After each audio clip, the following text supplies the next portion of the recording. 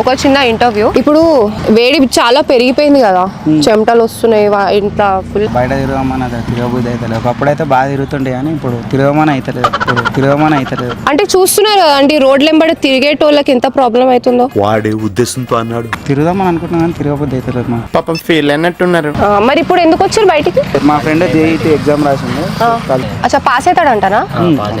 చదువు చదువు బిడ్డలా? మరి ఇప్పుడు మీరు కాదా మావాడు నేను కాదంట. రీసెంట్ గా ఏమైనా మూవీ చూసిండ్రా? మూవీ అంటే చూడలేదు, మేమే షార్ట్ ఫిల్మ్ చేసినాం. మీరే షార్ట్ ఫిల్మ్ తీసిర్రా? ఏం స్టోరీ ఏంటి? కాలం. ఒక అమ్మాయి గురించి విలేజ్ టు హైదరాబాద్కి వచ్చి ఎలా మోసపోయింది అనేది స్టోరీ. ఓ చూసిర్రు కదండి, ఒక షార్ట్ ఫిల్మ్ తీసిరంట ఒక అమ్మాయి గురించి. విలేజ్ నుంచి హైదరాబాద్కి వచ్చి అందరినీ మోసం చేసి వెళ్ళిపోయిందంట. అది స్టోరీ లైన్ అంట. ఇది ఎప్పుడు పెట్టారు? ఎంత ఇంట్రెస్టింగ్ ఉంది అసలు. నీ బొందరా నీ బొంద.